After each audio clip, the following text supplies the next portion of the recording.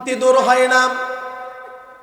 যেই সমস্ত লোক ইমানদার বলে নিজেদেরকে দাবি করবে, তাদের ইমানের নূর বৃদ্ধি পাবে আল্লাহর জিকিরের দ্বারা। জোরে বলেন সুবহানাল্লাহ। নবীজির কাছে একজন সাহাবী এসে আল্লাহর নবীকে বললেন, গ্রামের মানুষ, গ্রাম্য সাহাবী, সাদা সিধা মানুষ, নবীজিকে এসে সাদা সিধে ভাবে প্রশ্ন করলেন, ইয়া রাসূলুল্লাহ, ইন্না শারাইআল ইসলামি কদ কাথুরাত আলাইয়া ফাখবিরনি বিশাইইন নাতাশাব্বাতু বিহি। শরীয়তের অনেক বিধানাবলী সবগুলো পালন করা আমার দ্বারা সম্ভব নয়। ওগো নবীজি, আমি একজন গ্রামের মানুষ, সাদা সিধে মানুষ, আমাকে শর্টকাট একটা আমলের কথা বলে দেন, জীবনভর এই আমলটা আমি করব এবং জান্নাতে যাব। আল্লাহর নবী সাহাবীকে বললেন, লা ইয়াজালু লিসানুকা রাতবাম মিন যিকিরিল্লাহ। ও আমার সাহাবী, সহজে যদি জান্নাতে যেতে চাও তাহলে একটা আমল করবে, তোমার জিহ্বাটাকে আল্লাহর জিকির দ্বারা তরুতাজা রাখবে। জিহ্বাটাকে আল্লাহর জিকিরের দ্বারা তরুতাজা রাখবে, তাহলে এই আমলটাই তোমাকে আল্লাহর জান্নাতে পৌঁছে দিবে। আর এক হাদিসের মধ্যে আল্লাহর নবীকে এসে একজন সাহাবী প্রশ্ন করলেন, ওগো নবীজি, আল্লাহর অসংখ্য অগণিত বান্দাদের মধ্য থেকে ময়দানে মাহশারে আল্লাহর কাছাকাছি সবচেয়ে কোন বান্দা হবে? আমরা তো দুনিয়ার একজন বড় ব্যক্তির কাছাকাছি যেতে চাই, বড় একজন নেতার কাছে গিয়ে একটা ছবি তুললে নিজেকে বড় ধন্য মনে করি, বড় একজন নায়কের পাশে অনেক যুবক ছবি তুলতে পারলে নিজেকে ধন্য বলে মনে করে, বড় কোনো গায়কের পাশে গিয়ে ছবি তুলতে পারলে যুবতীরা ধন্য মনে করে, বড় কোনো খেলোয়াড়ের পাশে গিয়ে একটা ছবি তুললে নিজেকে ধন্য মনে করে। অথচ ওই মুমিনের চেয়ে ধন্য আর কে হতে পারে, যেই মুমিন আল্লাহর সবচেয়ে কাছাকাছি থাকবে। নবীজিকে এই প্রশ্ন করা হলো, আল্লাহর কাছাকাছি সবচেয়ে কোন বান্দা হবে? আল্লাহর নবী বলেন, আয-যাকিরুন আল্লাহ,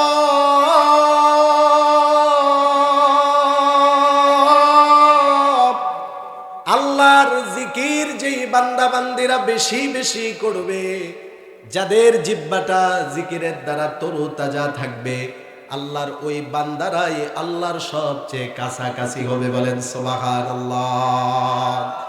সাহাবায়ে কেরাম বসা ছিলেন, আল্লাহর নবী সাহাবায়ে কেরামকে বললেন, ও আমার সাহাবীরা, আলা উনাব্বিউকুম বিখাইরি আমালিকুম, আমি কি তোমাদেরকে এমন একটা আমলের কথা বলে দিব যে আমলটা হলো আমলের মধ্যে শ্রেষ্ঠ আমল? নবীজি দ্বিতীয় নাম্বার বললেন, ওয়া আজকাগা ইনদা মালিকিকুম, এমন একটা আমলের কথা কি আমি নবীজি তোমাদেরকে বলে দিব যে আমলটা পুত পবিত্র আমল। তিন নাম্বার আল্লাহর নবীজি বললেন, ওয়া আরফাইহা ফি দারাজাতিকুম, এমন একটা আমলের কথা কি আমি নবীজি তোমাদেরকে বলে দিব যে আমল করার দ্বারা তোমাদের মর্যাদা আল্লাহ বাড়িয়ে দিবেন। চার নাম্বার নবীজি বললেন, ওয়া খায়রুল লাকুম মিন ইনফাকিদ যাহাবি ওয়াল ওয়ারিকি, এমন একটা আমলের কথা কি আমি তোমাদেরকে বলে দিব যে আমলটা করার দ্বারা স্বর্ণরূপা আল্লাহর রাস্তায় খরচ করার চেয়ে বেশি সওয়াব হয়। পাঁচ নাম্বার নবীজি বললেন, এমন একটা আমলের কথা কি বলে দিব যে আমলের দ্বারা জিহাদের ময়দানে জিহাদ করার চেয়ে শ্রেষ্ঠ ফজিলতওয়ালা আমল। পাঁচটা ফজিলতের কথা শোনার পরে সাহাবায়ে কেরাম পাগল পাড়া, সবাই বললেন, বালা ইয়া রাসূলুল্লাহ, ওগো নবীজি বলেন বলেন, আমাদেরকে সেই আমলের কথা বলে দেন। নবীজি সংক্ষেপে বলে দিলেন, জিকরুল্লাহ, আল্লাহর নামের জিকির এই পাঁচটা পুরস্কার বান্দাকে দান করে। আপনারা সবাই জানেন, নবী মুসা আলাইহিস সালাতু ওয়াস সালাম যিনি জমিনে থেকে আল্লাহর সাথে কথা বলেছেন, একবার দুইবার নয়, ৩,০০০ বার তিনি আল্লাহর সাথে জমিনে থেকে কথা বলেছেন। আল্লাহকে একদিন আল্লাহর কাছে পেশ করলেন, প্রস্তাব করলেন, আল্লাহ আল্লিমনি কালিমাতান নাদউকা বিহা, ওগো আল্লাহ, এমন একটা কালিমা আপনি আমাকে শিখিয়ে দেন যে কালিমার দ্বারা আমি আপনার কাছে দোয়া করব, যে কালিমার দ্বারা আমি আপনার কাছে অনেক কিছু চাইব। এটা বলার পরে আল্লাহর নবী বললেন, ও মুসা, আপনি বলেন লা ইলাহা ইল্লাল্লাহ। আল্লাহ তাআলা এটা বলার পরে নবী মুসা বললেন, আল্লাহ আমি তো স্পেশাল একটা কালিমা চাচ্ছি, যেটা আমি একমাত্র আপনার কাছে দোয়া করব আর চাইব। আল্লাহ তাআলা বলেন, মুসা আপনি এই লা ইলাহা ইল্লাল্লাহর জিকিরটাকে কি হালকা মনে করেছেন? লা ইলাহা ইল্লাল্লাহর জিকিরকে আপনি এক পাল্লায় রাখবেন, সাত আসমান সাত জমিনকে আরেক পাল্লায় রাখবেন। লা ইলাহা ইল্লাল্লাহর জিকিরের পাল্লা আল্লাহ ভারী করে দিবে। এই জন্য আমাদের লস হয়নি, আমাদের লস হয়নি। উলামায়ে কেরামের জবান থেকে অনেকক্ষণ কথা শুনলাম, কিছু সময় হলেও গভীর রজনীতে আল্লাহর জিকির করলাম। আশাবাদী জীবনের সকল গুনাহগুলোর জন্য যদি আল্লাহর কাছে আজকে ক্ষমা চাই, সকল গুনাহগুলো যিনি ক্ষমা করে দিবেন, জুড়ে বলেন তিনি কে? বান্দা যত বড় পাপী হোক না কেন, আল্লাহ পাক রব্বুল আলামিন বান্দার গুনার চেয়ে আল্লাহর দয়া কম না বেশি? জুড়ে বলেন কম না বেশি? আমাদের গুনাহের পরিমাণ নদীর পানি আর খালের পানির পরিমাণ যদি হয়, আল্লাহর দয়া আর মায়ার পরিমাণ হলো সাগরের পানির পরিমাণ। আমাদের গুনাহের পরিমাণ সাগরের পানির পরিমাণ যদি হয়, আল্লাহর দয়া আর মায়ার পরিমাণ হলো আসমান থেকে জমিন পর্যন্ত মধ্যবর্তী জায়গা পরিমাণ। এজন্য হতাশ হওয়া যাবে না, নৈরাশ হওয়া যাবে না। 20 বছর 30 বছর 40 বছর লাগাতার গুনাহ করেছি, এমনও যদি কোনো গুনাহগার বান্দা আজকের এই মজমায়ে থাকে, আজকের এই জলসার মধ্যে থাকে, শেষ পর্যন্ত থেকে যদি তওবার মতো তওবা করতে পারে, অনুতপ্ত হয়ে চোখের 2 ফোঁটা পানি যদি বান্দা বের করতে পারে, বান্দার চোখের ফোঁটা নাকের ডগায় আসার আগে বান্দার জীবনের গুনাহ যিনি ক্ষমা করে দেন, জুড়ে বলেন তিনি কে? একটা উদাহরণ আর একটা দৃষ্টান্ত আমি আপনাদের সামনে পেশ করি, যাতে করে আমাদের মনের হতাশা দূর হয়ে যায়, মনের অশান্তি দূর হয়ে যায়। নবীজির একজন সাহাবী, নাম হলো সালাবাতুল আনসারী। আল্লাহর নবীর 2 জন সাহাবীদের মধ্যে নবীজি ভ্রাতৃত্ব করে দিলেন। একজন আনসারী সাহাবী আর একজন মুহাজির সাহাবী। মুহাজির সাহাবীর নাম হলো হযরতে সাআদ রাদিয়াল্লাহু তাআলা আনহু। 2 জনের মাঝে নবীজি ভ্রাতৃত্ব করে দিলেন। আর সাহাবায়ে কেরাম ভ্রাতৃত্বের বন্ধনে আবদ্ধ হওয়ার পরে নিজেদের ভাই ভাইয়ের জন্য, আপন ভাই ভাইয়ের জন্য না যা করে, সাহাবায়ে কেরাম একজন আরেকজনের জন্য তার থেকে বেশি কুরবানি করেছে। বলেন ঠিক কিনা? আজকে তো এক ভাই আর ভাইকে সম্পদ থেকে মাহরুম করে, টাকার জন্য, সম্পত্তির জন্য ভাই ভাইকে হত্যা করে, বাবা সন্তানকে হত্যা করে, সন্তান বাবাকে হত্যা করে, চাচা তার ভাতিজাকে হত্যা করে, ভাতিজা তার চাচাকে হত্যা করে। অথচ সাহাবায়ে কেরামের মধ্যে নবীজি ভ্রাতৃত্ব করে দেওয়ার পরে তাদের মধ্যে এমন একটা সুসম্পর্ক হয়েছিল, যার 2 কাঠা জমিন ছিল সে বলেছে আমার 1 কাঠা জমিন আপনার, যার 2টা স্ত্রী ছিল, তার ভাইয়ের কোনো স্ত্রী ছিল না, তার সবচেয়ে ভালো সুন্দরী স্ত্রীকে তালাক দিয়ে দিয়েছে, আমি 2 স্ত্রী নিয়ে থাকবো, হতে পারে না, আমার 1 স্ত্রী আমার ভাই, তার জন্য দিয়ে দিলাম। এরকম ভ্রাতৃত্বের বন্ধনে নবীজি আবদ্ধ করে দিলেন মুহাজির সাহাবী আর আনসার সাহাবীদের মাঝে। আনসার সাহাবীদের মধ্যে হযরতে সালাবা রাদিয়াল্লাহু তাআলা আনহু, উনার ব্যাপারে যখন তাবুক যুদ্ধের ডাক আসলো, 2 জন সাহাবী নবীজির কাছে আসলেন। আল্লাহর নবী বললেন, তোমরা 2 জনই যদি যুদ্ধে চলে যাও তাহলে বাড়িতে দেখাশোনা করবে কে? দূরের কূপ থেকে পানি আনার প্রয়োজন, দূরের জংলা থেকে কাঠ সংগ্রহ করে জ্বালানির কাজে প্রয়োজন। মহিলারা এই কাজগুলো করতে পারবে না, পুরুষ দরকার। আল্লাহর নবী একজনকে যুদ্ধে নিলেন, আরেকজনকে বাড়িতে থাকার অনুমতি দিলেন। আর যিনি বাড়িতে রইলেন তিনি হলেন হযরতে সালাবা। নবীজি বললেন, সালাবা বাড়িতে থাকতেছো তাতে কি হয়েছে?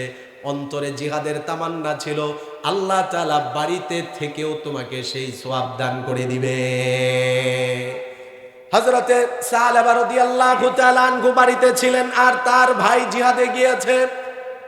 দূর জংলা থেকে হযরতে সালাবা কাঠ সংগ্রহ করে বাড়িতে আনতেন, আর দূর দূরান্ত কূপের পানি তিনি সংগ্রহ করে বাড়িতে এনে মহিলাদের কাজে সাহায্য সহযোগিতা করতেন। শয়তান একদিন তার মনের মধ্যে প্ররোচনা দিল, সালাবা তোর ভাই তো জিহাদের ময়দানে আছে, তোর ভাইয়ের স্ত্রী বড় সুন্দরী, তুই ঘরে গিয়ে তোর মনের ইচ্ছা পূরণ কর। হযরতে সালাবা সাময়িক সময়ের জন্য শয়তানের ধোঁকায় পড়ে তিনি ঘরে চলে গেলেন। হাদিসের মধ্যে এসছে শুধুমাত্র তার ভাইয়ের স্ত্রীর হাতের মধ্যে এভাবে স্পর্শ করেছেন। হাতে স্পর্শ করার পরে তার ভাবি তাকে বলতেছে, ইত্তাকিল্লাহ, ও সালাবা তুমি আল্লাহকে ভয় করো। কেননা মুমিন যতই গুনাহ করার ইচ্ছা করুক না কেন, অন্তরে যদি আল্লাহর ভয় থাকে, গুনাহ থেকে যিনি বাঁচাবেন তিনি কে? তখনকার পুরুষগুলো যেমন দিনদার পরহেজগার মুত্তাকি ছিল, নারীগুলোও কোনো ক্ষেত্রে কম ছিল না। ওনার ভাবি উনাকে বলল, ও সালাবা তুমি আল্লাহকে ভয় করো। ওয়ামা হাফিজতা হুরমাতা আখিকাল গাজী ফি সাবিলিল্লাহ, তোমার ভাই জিহাদে গিয়েছে, আমরা তোমার কাছে তোমার ভাইয়ের পক্ষ থেকে আমানত, তুমি কিন্তু আমানতের খেয়ানত করতেছো, তুমি আল্লাহকে ভয় করো। এই কথাটা শোনার পরে হযরতে সালাবার অন্তরে আল্লাহর ভয় চলে আসলো। সাথে সাথে হাত ছেড়ে দিয়ে বাহিরে চলে এসে তিনি আল্লাহর কাছে কান্নাকাটি করতে লাগলেন। বাহিরে এসে বলতে লাগলেন, এলাহি আনতা আনতা ওয়া আনা ওয়া আনা, আনতাল আওয়াদু বিল মাগফিরা ওয়া আনাল আওয়াদু বিদ্দুনুব। বাহিরে এসে আসমানের দিকে তাকিয়ে হযরতে সালাবা চোখের পানি ছেড়ে দিয়ে বলে, আল্লাহ আপনি তো আপনি, আর আমি তো হলাম আমি। আমি বান্দা বারবার গুনাহ করি, আল্লাহ আপনি বান্দাকে বারবার ক্ষমা করেন। জুড়ে বলেন আল্লাহু আকবার। বারবার আমরা গুনাহ করি, আর আমাদেরকে বারবার যিনি ক্ষমা করেন তিনি কে? হযরতে সালাবা কান্নাকাটি করে তিনি এক পর্যায়ে হযরতে সিদ্দিক আকবরের কাছে গেলেন। যাওয়ার পরে সিদ্দিক আকবরকে গিয়ে বললেন, আবু বকর সিদ্দিক, ফাহাল্লি মিন তাওবা, আমার জন্য কি তওবার কোনো সুযোগ আছে? কেন তুমি কি করেছো? সিদ্দিক আকবর প্রশ্ন করার পরে হযরতে সালাবা বলে, ইন্নী লামাস্তু ইমরাআতা আখিল গাজী ফি সাবিলিল্লাহ। ওগো আবু বকর সিদ্দিক, আমার ভাই জিহাদে আছে, শয়তানের ধোঁকায় পড়ে, প্ররোচনায় পড়ে আমি আমার ভাইয়ের স্ত্রীর হাতের মধ্যে স্পর্শ করেছি। হযরতে সিদ্দিক আকবর তিনি বড় রাগান্বিত হয়ে গেলেন। বললেন, তুমি আমানতের খেয়ানত করেছো, ক্ষমা আছে কিনা জানি না, তবে আমার কাছে তোমার জায়গা নেই। হযরতে ওমর রাদিয়াল্লাহু তাআলা আনহুর কাছে দৌড়িয়ে গেলেন। গিয়ে হযরতে ওমরকে গিয়ে হযরতে সালাবা বলে, ও ওমর, ফাহাল্লি মিন তাওবা, আমার জন্য কি তওবার কোনো সুযোগ আছে? হযরতে ওমর বললেন, কি করেছো তুমি? হযরতে সালাবা বললেন, লামাস্তু ইমরাআতা আখিল গাজী ফি সাবিলিল্লাহ, আমার ভাই জিহাদে আছে, আমি তার স্ত্রীর সাথে খেয়ানত করে হাতে স্পর্শ করে ফেলেছি।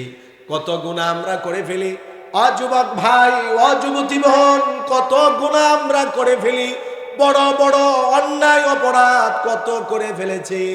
কোনোদিন কি সাহাবায়ে কেরামের মতো এভাবে কান্না করেছি, এভাবে অনুতপ্ত হয়েছি, এভাবে লজ্জিত হয়েছি? জেনা কিন্তু করেনি, হাতে শুধু স্পর্শ করেছে। কোন বক্তারা বলতে গিয়ে অতিরঞ্জন করে ফেলে যে সাহাবী জেনা করেছে। জুড়ে বলি নাউজুবিল্লাহ। সহিহ হাদিসের মধ্যে এসেছে তিনি জেনা করেননি, শুধুমাত্র হাতে স্পর্শ করেছেন। হযরত ওমর শোনার পরে তিনি আরো রাগান্বিত হয়ে গেলেন। তোমার তওবার সুযোগ আছে কিনা জানি না, তবে আমি ওমরের কাছে তোমার মতো আমানতের খেয়ানতদারির কোনো জায়গা নেই, চলে যাও। হযরতে সালাবাতুল আনসারী রাদিয়াল্লাহু তাআলা আনহু তিনি অপেক্ষায় রইলেন, নবীজি কখন মদিনায় ফিরবেন। আল্লাহর নবী, বিশ্ব নবী রহমাতুল লিল আলামিন জিহাদ শেষ করে যখন মদিনায় বীরের বেশে ফিরে আসলেন, হযরতে সালাবা নিজের হাতের মধ্যে শিকলের বেড়ি পরিয়ে, নিজের শরীরের মধ্যে শিকলের বেড়ি নিজেকে জড়িয়ে তিনি রাসূলের কাছে গেলেন। আল্লাহর নবী হযরতে সালাবাকে দেখার পরে বললেন, সালাবা রে, এটা কি ধরনের পোশাক তুমি পরেছ? তোমার পোশাক দেখে জাহান্নামীদের কথা আমার স্মরণ হয়ে গিয়েছে। হযরতে সালাবা কান্না করে নবীজিকে বলে, ইয়া রাসূলুল্লাহ, ওগো নবীজি, আমি তো বড় অন্যায় করে ফেলেছি, অপরাধ করে ফেলেছি। আল্লাহর নবী বললেন, সালাবা তুমি কি করেছো? নবীজি বললেন, ও সালাবা কি করেছো? হযরতে সালাবা বলেন, লামাস্তু ইমরাআতা আখিল গাজী ফি সাবিলিল্লাহ, আমার ভাই আপনার সাথে জিহাদে গিয়েছে, তার অনুপস্থিতিতে তার স্ত্রীর সাথে আমি আমানতের খেয়ানত করেছি। এবার আল্লাহর নবী বললেন, তুমি তো আমানতের খেয়ানত করেছো, ক্ষমা আছে কিনা আমি জানি না, আল্লাহর কাছে ক্ষমা চাও, তবে আমি নবীর কাছে তোমার কোনো জায়গা নেই। যখন হযরতে সাহাবাও দেখলেন নবীজিও রাখলেন না, ফিরিয়ে দিলেন, উনি মনে মনে ভাবলেন আমার চেয়ে পাপিষ্ঠ এই মদিনার জমিনে আর কেউ নেই। চলে গেলেন, মানুষের লোক সমাগম থেকে অনেক দূর দূরান্তে চলে গেলেন। মদিনার প্রত্যন্ত গ্রাম্য অঞ্চলে গিয়ে একদিন, 2 দিন, 3 দিন, 4 দিন, 1 সপ্তাহ, 2 সপ্তাহ, 40 দিন লাগাতার কান্নাকাটি করলেন। 40 দিন কান্না করার পরে চোখের বাণীর বদৌলতে যিনি তার গুনাহ ক্ষমা করেছেন, জুড়ে বলেন তিনি কে? আল্লাহ তাআলা জিবরাইল আমিনকে পাঠিয়ে দিলেন হাবিবের কাছে। ও জিবরাইল, যাও যাও আমার হাবিবকে দিয়ে সুসংবাদ প্রদান করো। কদ বাশশির আবুদি, আমার বান্দার ব্যাপারে সুসংবাদ দান করো। কদ গাফারতু লাক, আমি আমার বান্দাকে ক্ষমা করে দিয়েছি, জুড়ে বলেন সুবহানাল্লাহ। জিবরাইল এসে নবীজিকে বললেন, ইয়া রাসূলুল্লাহ, আপনার সাহাবী সালাবাতুল আনসারীর তওবা আল্লাহ কবুল করেছে। 40 দিন কান্নাকাটি করার কারণে আল্লাহ তার তওবা কবুল করেছে। আল্লাহর নবী বললেন, তাহলে জিবরাইল এখন আমার কি করণীয়? জিবরাইল বলে, আল্লাহ আমাকে একটা প্রশ্ন করার জন্য আপনাকে বলেছেন। কি প্রশ্ন? এবার জিবরাইল বলে, আল্লাহ বলেছেন মানুষকে সৃষ্টি করেছে। আল্লাহর নবী বললেন, আল্লাহ সৃষ্টি করেছেন। এবার জিবরাইল আল্লাহর পক্ষ থেকে নবীজিকে বর্ষনা দিয়ে বলে, নবীজিকে আল্লাহর পক্ষ থেকে একটু, আল্লাহর পক্ষ থেকে ধমক স্বরূপ নবীজিকে বলে, ওগো নবীজি, যেহেতু আল্লাহ মানুষ সৃষ্টি করেছে, ওই গুনাহগার বান্দা আল্লাহর কাছে গেলে আল্লাহ ফিরিয়ে দেয় না, আপনি কেন আল্লাহর বান্দাকে আপনার থেকে ফিরিয়ে দিলেন? আল্লাহর নবী বড় ব্যথিত হলেন, বড় ভারাক্রান্ত হলেন। নবীজি সাহাবায়ে কেরামের মজমাই বললেন, মাইয়াতিনি বিসালাবা, আমার সালাবাকে আমার কাছে কে এনে দিবে, কে এনে দিবে? 4 জন সাহাবী দাঁড়ালেন। হযরতে আবু বকর দাঁড়ালেন, ওমর দাঁড়ালেন, হযরতে আলী দাঁড়ালেন। নবীজির সবচেয়ে বয়োবৃদ্ধ সাহাবী, 250 বছর বয়স যার ছিল, সালমান ফারসি রাদিয়াল্লাহু আনহু দাঁড়ালেন। আল্লাহর নবী আবু বকর ওমরকে বসিয়ে দিলেন, আপনারা বসেন। আপনারা তো আমার মতো তাকে দূর করে সরিয়ে দিয়েছেন। নবীজি সালমান ফারসি আর আলীকে বললেন, যাও তোমরা গিয়ে আমার সাহাবাকে নিয়ে আসো। নবীজির 2 জন সাহাবী হযরতে সালমান ফারসি আর আলী চলে গেলেন। মদিনার প্রত্যন্ত অঞ্চল, গ্রাম অঞ্চলে খোঁজাখুঁজি শুরু করে দিলেন। পান্না পান্না একদিন একটা রাখালকে দেখতে পেলেন, রাখাল জমিনে কাজ করে। নবীর সাহাবীরা রাখালকে প্রশ্ন করলেন, হাল রাআইতা রাজুলাম মিন আসহাবি মুহাম্মাদিন সাল্লাল্লাহু আলাইহি ওয়াসাল্লাম। রাখালকে 2 জন সাহাবী প্রশ্ন করে, ও ভাই রাখাল, এরকম চেহারা বিশিষ্ট নবীজির একজন সাহাবীকে কে আপনি দেখেছেন? রাখাল বলে, আপনাদের যেই লোককে সন্ধান করতেছেন জানি না উনি তিনি কিনা, তবে এমন চেহারা বিশিষ্ট একটা লোককে আমি দেখতে পাই। প্রতিদিন সন্ধ্যা হলে ওই যে জঙ্গলে চলে আসে, সারা রাত কান্নাকাটি করে, তার কান্নার আওয়াজের কারণে মানুষের ঘুম ভেঙে যায়, পশু পাখিগুলোর ঘুম তার কান্নার আওয়াজে ভেঙে যায়। 2 জন সাহাবী বুঝতে পারলেন উনি তো আর কেউ না, উনি হলেন হযরতে সালাবা। অপেক্ষায় থাকলেন, কিছুক্ষণ পরেই দেখলেন হযরতে সালাবা চলে এসেছে। এমন দুর্বল হয়ে গিয়েছে, শরীরটা জীর্ণ শীর্ণ হয়ে গিয়েছে, খাওয়া দাওয়ার কোনো খবর ছিল না, কান্নাকাটি করে বড় দুর্বল হয়ে পড়েছে। নবীর সাহাবী হযরতে সালাবাকে 2 জন সাহাবী বলে, আল্লাহর নবীর সুসংবাদ, আল্লাহর পক্ষ থেকে সুসংবাদ, তোমার জীবনের গুনাহ আল্লাহ ক্ষমা করেছে, তোমার তওবা আল্লাহ কবুল করেছে। তোমাকে নবীজি আমাদেরকে পাঠিয়েছেন তোমাকে নেওয়ার জন্য, চলো মদিনায় ফিরে যাই। 2 জন সাহাবীর কাঁধে ভর করে হযরতে সালাবা মসজিদে নববীর মধ্যে আসলেন। আল্লাহর নবী মাগরিবের নামাজের জন্য দাঁড়িয়ে গেলেন। প্রথম রাকাতে নবীজি কেরাত পড়লেন, দ্বিতীয় রাকাতে আল্লাহর নবী সূরা ফাতিহার পরে আলহাকুমুত তাকাসুর শুরু করে দিলেন। নবীজির তেলাওয়াতের কেরাতের তেলাওয়াত শুনে হযরতে সালাবা জুড়ে জুড়ে কান্না শুরু করে দিল। নামাজের মধ্যে নবীজি তেলাওয়াত করেন, হযরতে সালাবা কান্না করেন। এক পর্যায়ে জোরে চিৎকার মেরে নামাজের মধ্যে হযরতে সালাবা বেহুশ হয়ে পড়েন। আল্লাহর নবী নামাজ শেষ করার পরে সাহাবায়ে কেরামকে বললেন, কে নামাজের মধ্যে এভাবে কান্না করেছে? সাহাবায়ে কেরাম বললেন, আপনার সাহাবী সালাবা এসেছে। আল্লাহর নবী বললেন, কোথায় সালাবা? তখন সাহাবায়ে কেরাম বললেন, বেহুশ অবস্থায় আছে। আল্লাহর নবী হযরতে সালমান ফারসিকে বললেন, ও সালমান, ইনদহ আলাইহিল মা, পানি ছিটাও, পানি ছিটাও, পানি ছিটাও, হুশে আনো, আমার সালাবাকে হুশে আনো।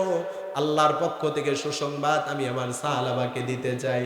হযরতে সালমান ফারসি পানি ছিটায়, একবার, দুইবার, তিনবার, কোনো হুশে আসে না। এক পর্যায়ে বারবার দেখার পরে জোরে চিৎকার মেরে হযরতে সালমান ফারসি নবীজিকে বলে, ইয়া রাসূলুল্লাহ, যতই পানি ছিটাই না কেন আপনার সাহাবী সালাবা আর ফিরে আসবে না।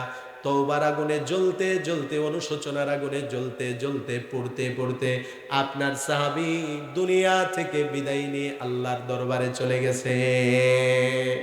নবীজি বড় ভারাক্রান্ত হলেন, বড় কষ্ট পেলেন, বড় ব্যথা পেলেন।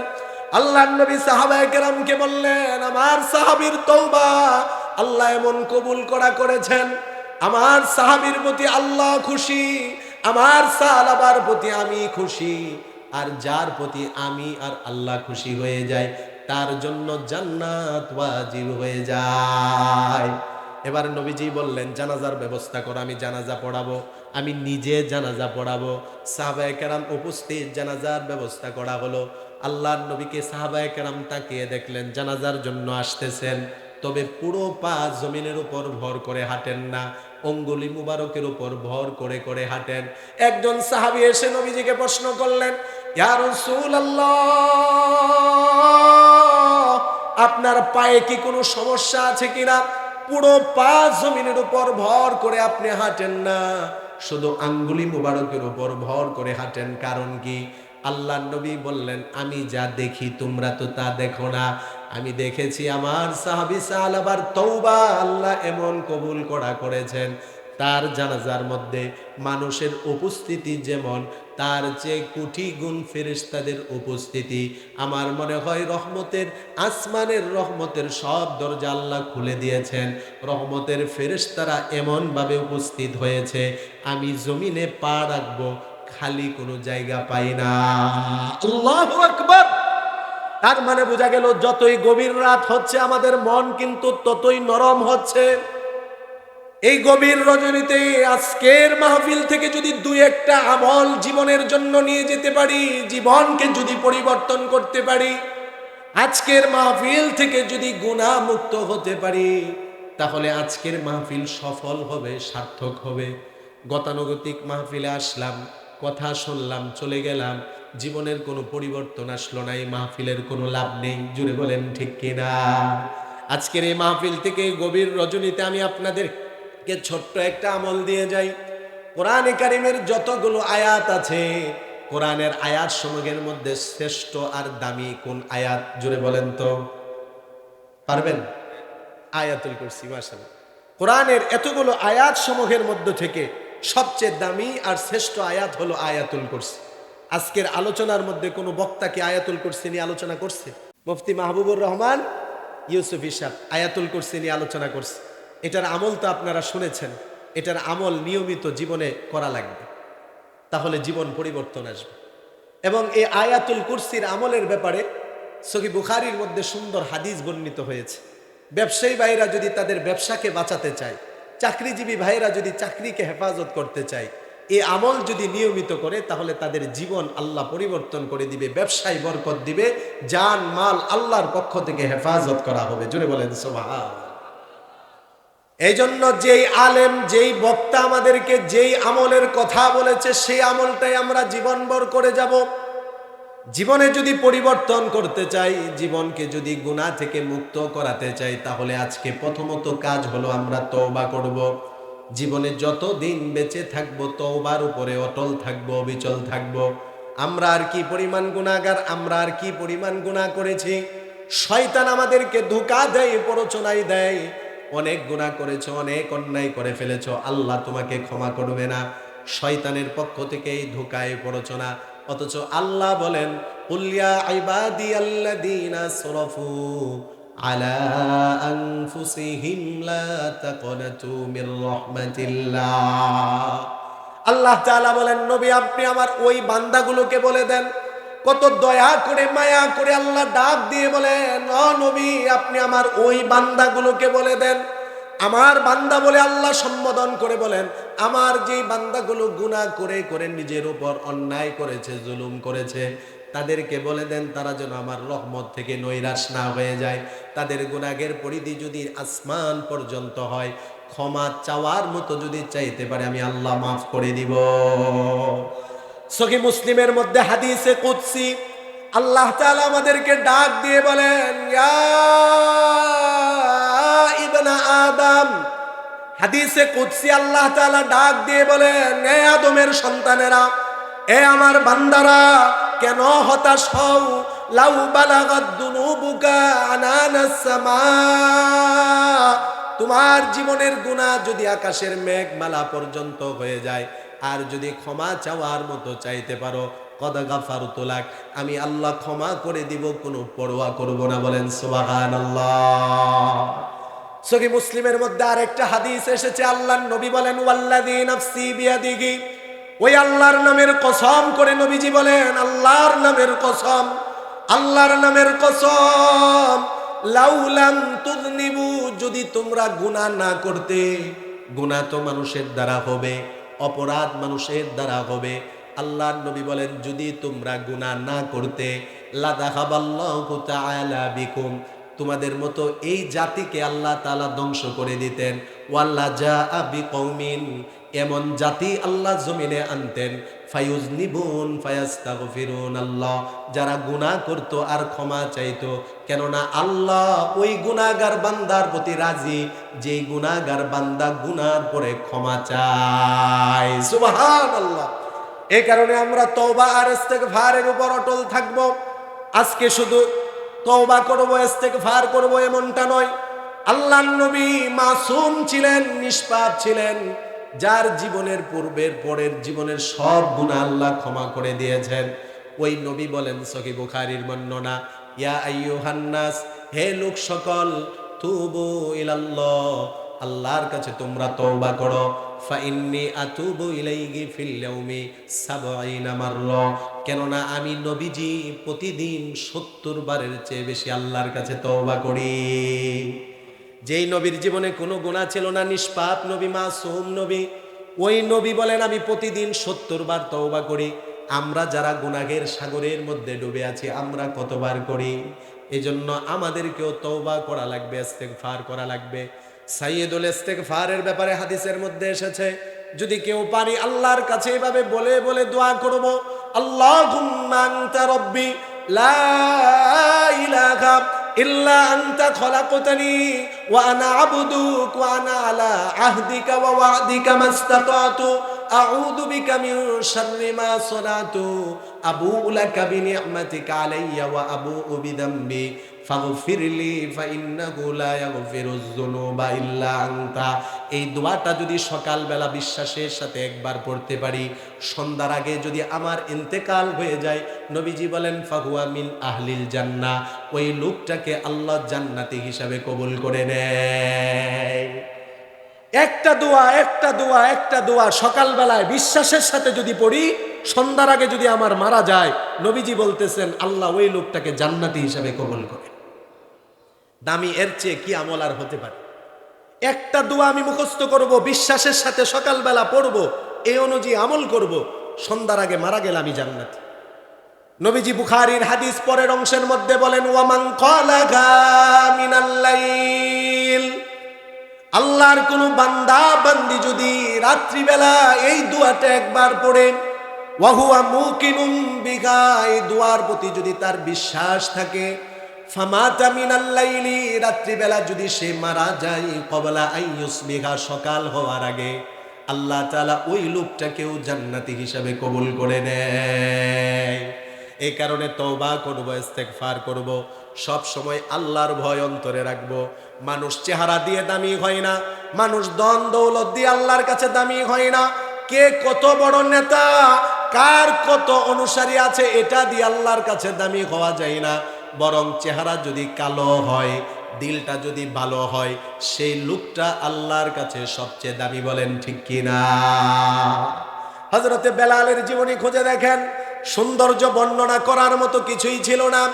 এরকম পৃথিবীর ইতিহাসে 3 জন কালো ব্যক্তি পাওয়া যায়, যাদেরকে আমার ভাষায় আমি বলি ব্ল্যাক ডায়মন্ড। তারা হযরতে বেলাল হলেন এমন একজন কালো, হযরতে লোকমানে হাকিম হলেন এমন একজন কালো, হযরতে উমরের আজাদকৃত গোলাম মাহজা ছিল এমন একজন কালো। 3 জন কালো ব্যক্তি ইতিহাসের পাতায় পাওয়া যায়। চেহারা কালো ছিল, দেখতে বেটে ছিল, ঠোঁটগুলো মোটা মোটা ছিল, নাকটা চ্যাপ্টা ছিল, গোলামের ঘরের গোলাম ছিল। তাতে কি হয়েছে?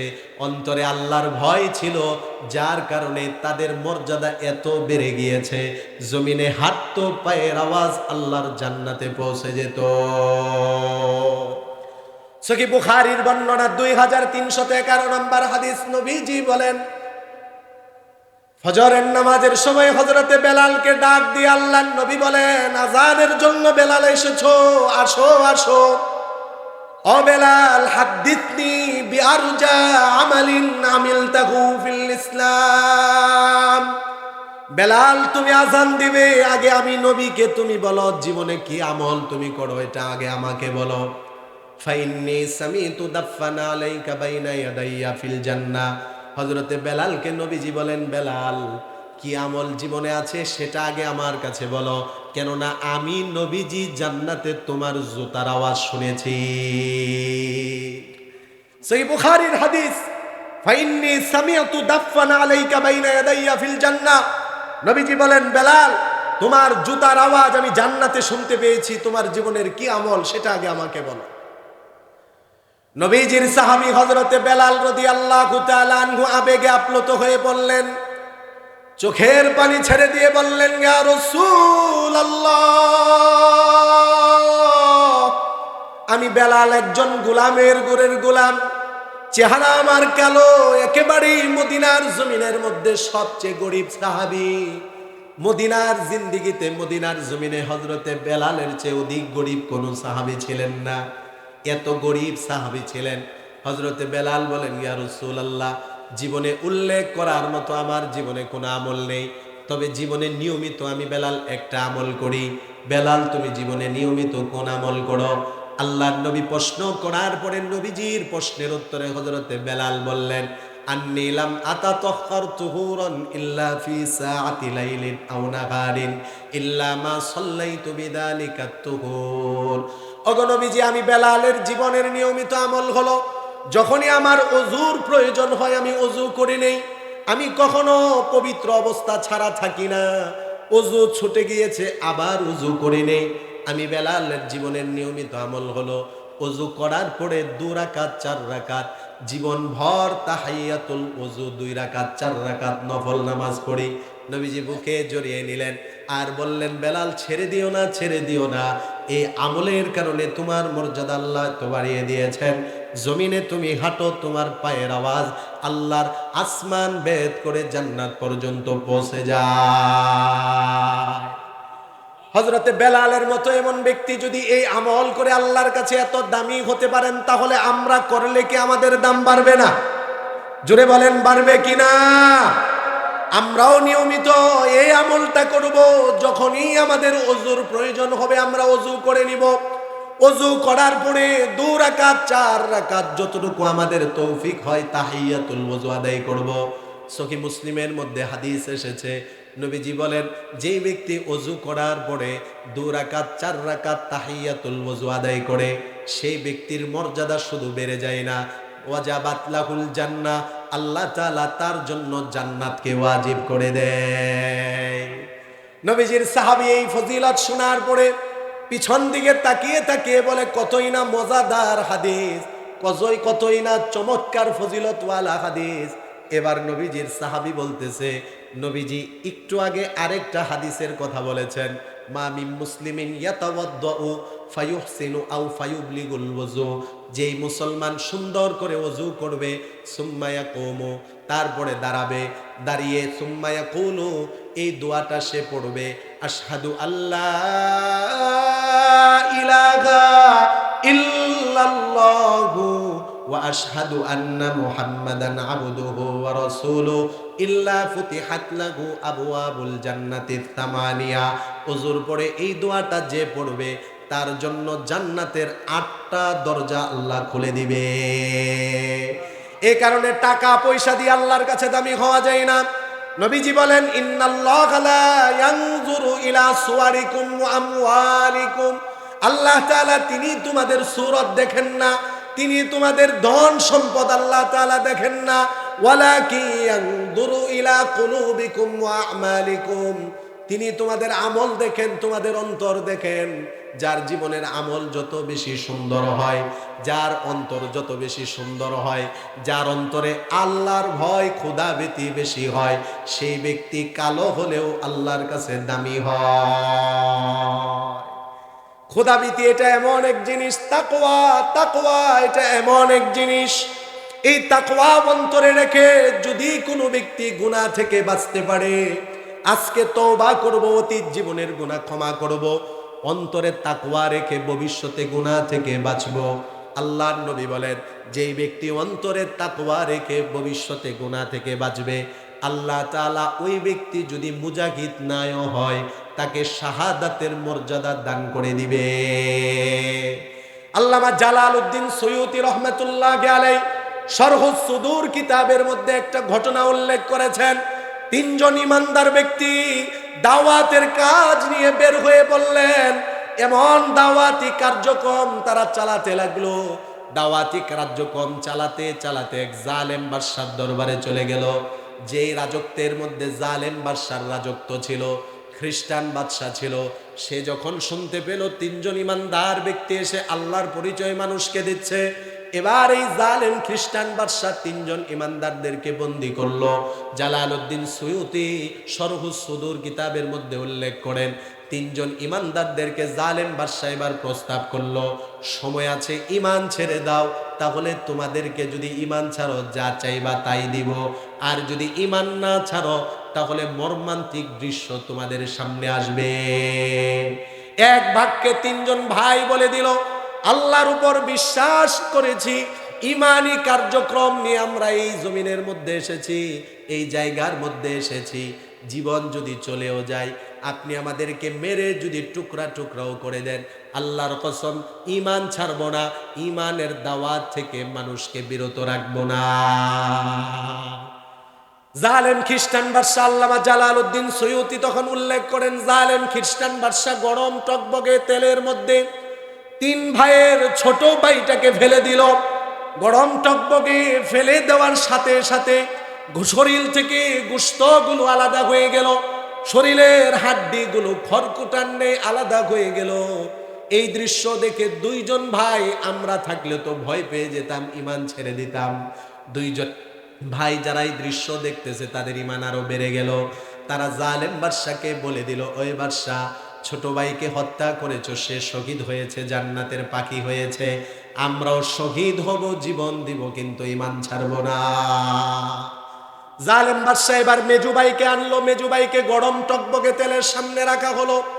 সে মুস্কি হাসি দেয়, গরম টকবগে তেলের মধ্যে ছেড়ে দেওয়া হলো, গোশতগুলো আলাদা হয়ে গেল, হাড্ডিগুলো আলাদা হয়ে গেল। জালেম বাদশা বড় আশ্চর্য হয়ে উপস্থিত মন্ত্রী যারা ছিল তাদেরকে প্রশ্ন করলো, কি ব্যাপার, এদেরকে গরম টকবগে তেলের মধ্যে ফালাচ্ছি, কান্না করবে, তা না হয় তারা মুস্কি হাসি দেয়। এবার ওই জালেম বাদশার দরবারে খ্রিস্টান পাদ্রী ছিল। পাদ্রী বলল, আমি তো এরা মুসলমান, এদের ব্যাপারে জানি, এরা আল্লাহর উপর ঈমান রেখে গরম টকবগে তেলের মধ্যে লাফ দেওয়ার আগে মুস্কি হাসি দেয়। কারণ কি?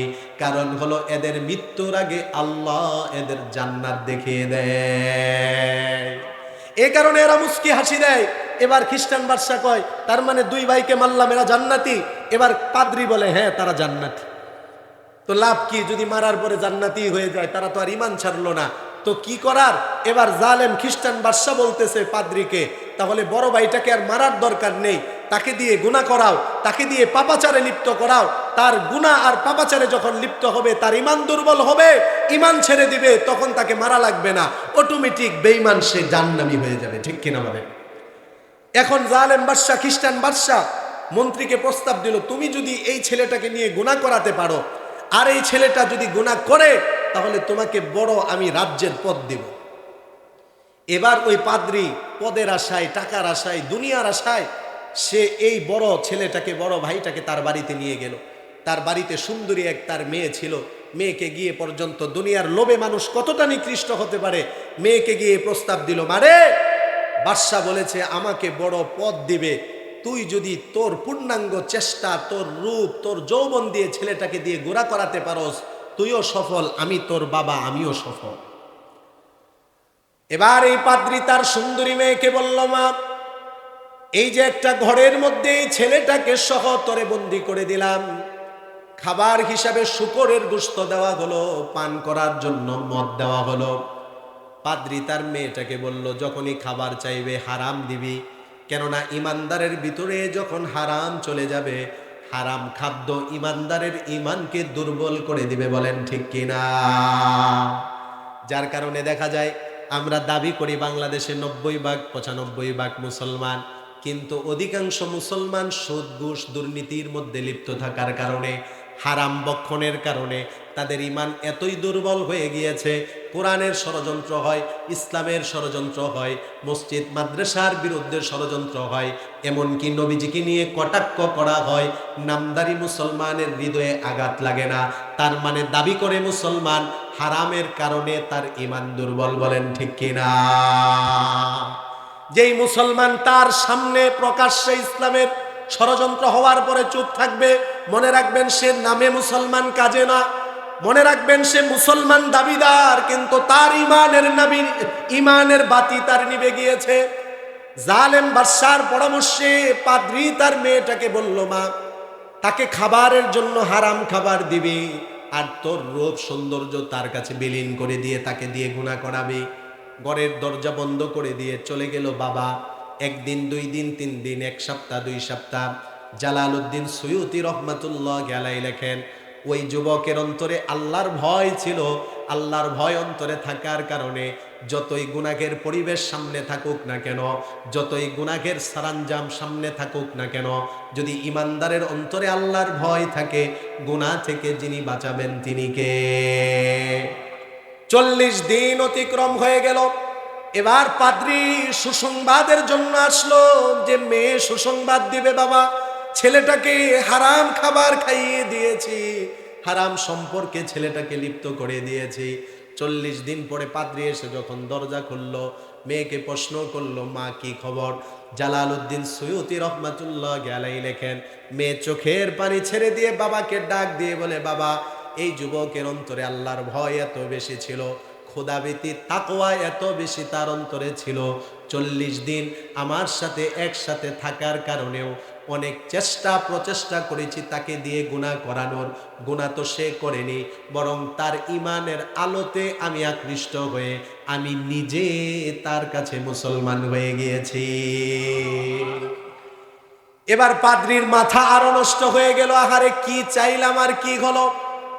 শরহুস সুদুর কিতাবের মধ্যে এসেছে, তাকওয়া, আল্লাহর ভয় বান্দাকে এত দামি বানিয়ে দেয়। এবার পাদ্রীর মনের মধ্যে বড় কৌতূহল জাগলো, দেখি তো ছেলেটার ইমান কত পাকা। পাদ্রী ওই ইমানদার যুবকের কাছে যাওয়ার পরে ইমানদার যুবককে পাদ্রী প্রশ্ন করলো, 40 দিন পর্যন্ত তোমার জন্য খাবারের ব্যবস্থা ছিল শূকর, পানের জন্য ছিল মদ, তুমি না খেয়ে কিভাবে থেকেছ?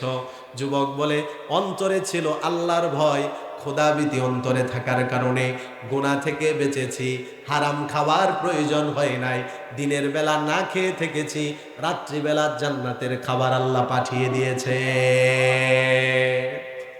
এবার বলল মেয়েটাকে, কিরে মা, তুই তোর রূপ সৌন্দর্য দিয়ে ছেলেটাকে আকৃষ্ট করতে পারলি না? মেয়েটা বাবাকে ডাক দিয়ে বলে, ও বাবা,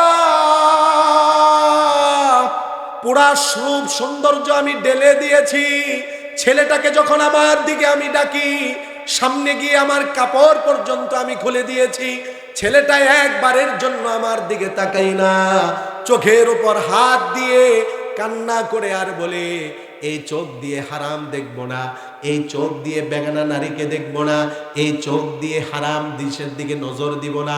কেননা এই চোখ দিয়ে আমি জান্নাত দেখব, এই চোখ দিয়ে আমার রবের দিদার হবে। এই ঘটনাগুলো শুনে এবার পাদ্রী বলে, আহারে, সত্য ধর্ম সম্পর্কে, ইসলাম সম্পর্কে শুনেছিলাম, কিন্তু একজন ইমানদারের অন্তরে আল্লাহর এত ভয়, এটা বাস্তব দেখলাম। পাদ্রীও বলে, বাবা আমিও দেরি করব না, আমাকেও তুমি মুসলমান বানিয়ে দাও। জোরে বলেন আল্লাহু আকবার। এবার পাদ্রী আর তার মেয়ে আর যুবক ছেলে পাদ্রী পরামর্শ দিল, এখানে থাকলে জীবন চলে যাবে, চলো আমরা চলে যাই। কোথায় যাব? এই রাষ্ট্র থেকে অন্য রাষ্ট্রে চলে যাব। রাতের গভীর অন্ধকারে সামনে যুবক ছেলে, পিছনে পাদ্রী, তার পিছনে তার মেয়ে, তিনজন আল্লাহর বান্দা ইমানদার হেঁটে যাই। এবার তারা দেখতে পেল সামনে সুন্দর ঘোড়ায় চড়ে দুইজন যুবক উপস্থিত হয়েছে। সামনে অতিক্রম করার পরে যুবক ছেলে তাকিয়ে দেখলো তারা আর কেউ না, ওই যে তার ছোট ভাই, তার মেজো ভাই, জালেম বাদশা যাদেরকে গরম তলের মধ্যে ফেলে দিয়ে হত্যা করেছিল, ওই দুইজন ভাই জান্নাতি পোশাকে এসে উপস্থিত।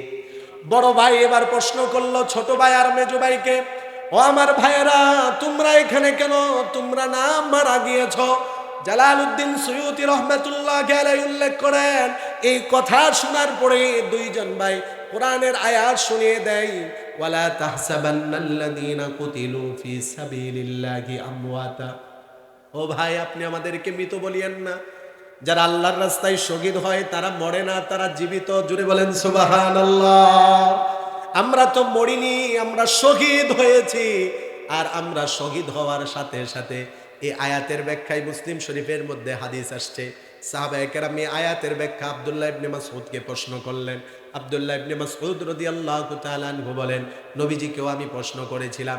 নবীজি আয়াতের ব্যাখ্যায় বলেন, আল্লাহর কোনো বান্দা দ্বীনের জন্য যখন শহীদ হবে, আল্লাহর রাস্তায় ঈমানের উপর ইস্তেকামাত থেকে যখন শহীদ হবে, শহীদ হওয়ার সাথে সাথে তার রূহটাকে সবুজ বর্ণের পাখির মধ্যে আল্লাহ ঢুকিয়ে দিবে।